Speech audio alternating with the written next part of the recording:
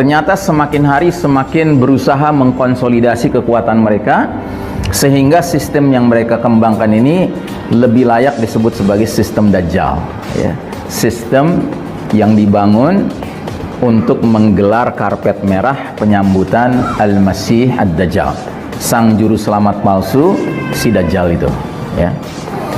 Nah, otomatis nilai-nilai yang berkembang di dunia sekarang ini adalah nilai-nilai yang gelap, nilai-nilai kesyirikan, kesombongan, kekufuran, kemunafikan, kefasikan, kezoliman, kemaksiatan, kemungkaran, dan seterusnya, ya.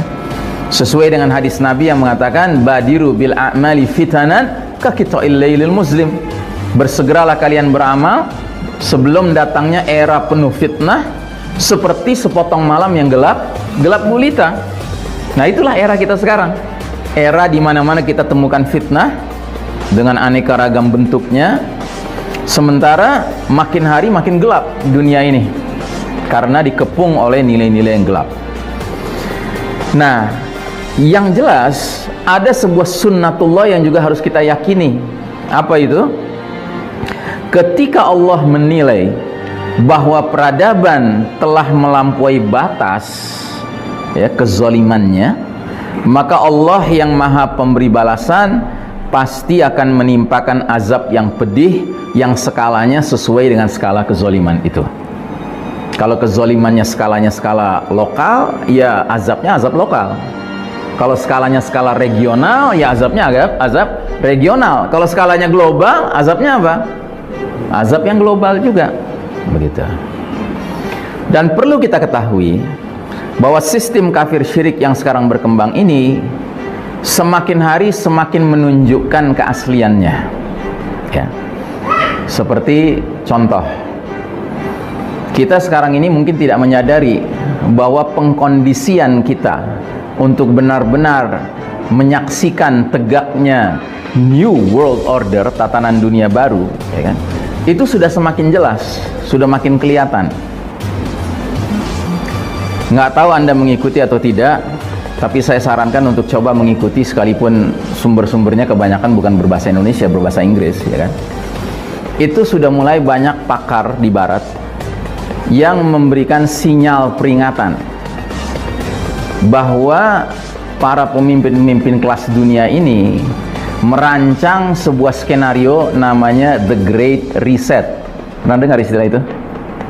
Nah, ini mereka, para pemimpin dunia sekarang ini, termasuk orang-orang kaya dunia sekarang ini, mereka itu melontarkan sebuah ide namanya The Great Reset. Jadi dunia ini harus melakukan riset besar-besaran. Dan ini dikaitkan dengan apa? Dikaitkan dengan COVID. Jadi seperti kita ketahui, efek dari menyebarnya COVID ini, apalagi semenjak WHO mengumumkan ini sebuah pandemik, ya, maka berbagai pemerintahan berbagai negara memberlakukan lockdown, ya.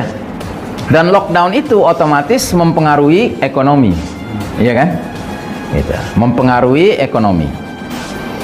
Nah, makanya gagasan Great Reset ini yang pertama kali melontarkan siapa? Yang pertama kali melontarkan adalah ketua sebuah badan dunia yang namanya World Economic Forum. Jadi forum ekonomi dunia. Jadi ceritanya mereka orang-orang pinter nih dan orang-orang berpengaruh, ya. Banyak pimpinan-pimpinan negara, banyak taipan-taipan kelas dunia ngumpul di situ. Terus mereka membicarakan ini bahaya nih. Dengan COVID ini lockdown, maka banyak ketimpangan ekonomi terjadi, ya kan? Resesi ekonomi terjadi, ya kan? Maka kita kelihatannya harus menggagas sebuah ide solutif. Nah, mereka akhirnya menggagas yang namanya The Great Reset. Nah, Great Reset ini kemana arahnya? Arahnya adalah pembentukan One Global Government, sebuah pemerintahan global tunggal, ya. Tapi nggak berhenti di situ. Ada kata sifatnya di situ. Sifatnya apa? Totalitarian.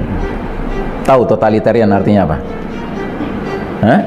Jadi One Global Totalitarian Government. Jadi sebuah pemerintahan totaliter yang global, yang tunggal. Jadi sebuah pemerintahan tunggal dunia yang punya watak memaksakan kehendak. Hah? Sewenang-wenang ya. Jadi otoriter gitu loh. Dan slogan yang diangkat diantaranya berbunyi begini: You will own nothing, but you will be happy. Anda tidak akan memiliki apa-apa, tetapi Anda akan hidup bahagia. Dan slogan seperti ini adalah slogan yang sangat cocok dengan faham ideologi komunis. Ya, kalau di negara komunis itu orang nggak punya private property, nggak punya kepemilikan pribadi, semua milik negara.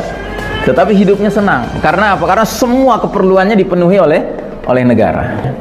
Nah, jadi saudaraku rahimakumullah, dunia mau diarahkan ke sana.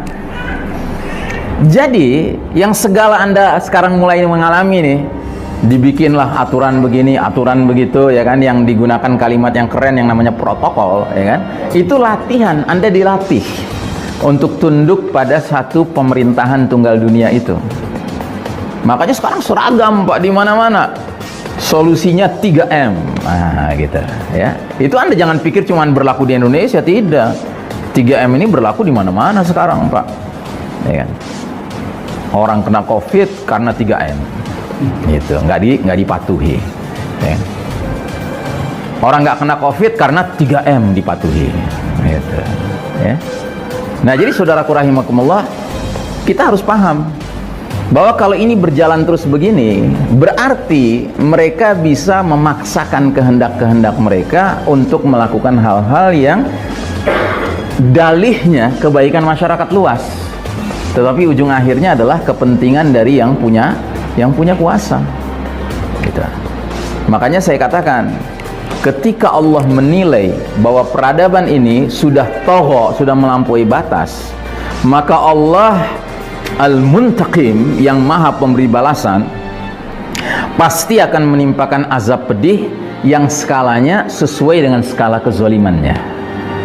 Kalau skala kezalimannya kelas dunia, sudah barang tentu azabnya juga kelas dunia, gitu. Nah, pelan tapi pasti kita semua menuju ke titik tersebut, saudaraku rahimakumullah, ya. Makanya saya peringatkan diri saya dan kita semua, marilah kita benar-benar menjadi hamba-hamba Allah yang semakin hari semakin tawakal kepada Allah, semakin bergantung kepada Allah Ta'ala, karena jujur apa yang kita alami ke depan ini akan semakin berat. Ya, saya ambil contoh saja tadi di perjalanan yang jemput bertanya kan, Ustaz, gimana caranya kita mensikapi vaksin? Gitu. Divaksin kena 300.000 rupiah, nggak divaksin kena penalti 5 juta. Gitu, ya. Pelan namun pasti ini akan menjadi sesuatu yang disebut dengan mandatory vaccine. Vaksin itu akan jadi wajib untuk siapa? Untuk seluruh penduduk planet bumi ini. Gitu. Kecuali siapa? Kecuali mereka-mereka yang memang bikin aturannya, atau mereka tampil juga kelihatan disuntik, tapi suntikannya suntikan yang punya kemampuan apa namanya, neko-neko, gitu. Tahu kan, udah tersebar kan videonya tentang suntikan yang nyuntik tapi nggak nyuntik, gitu lah.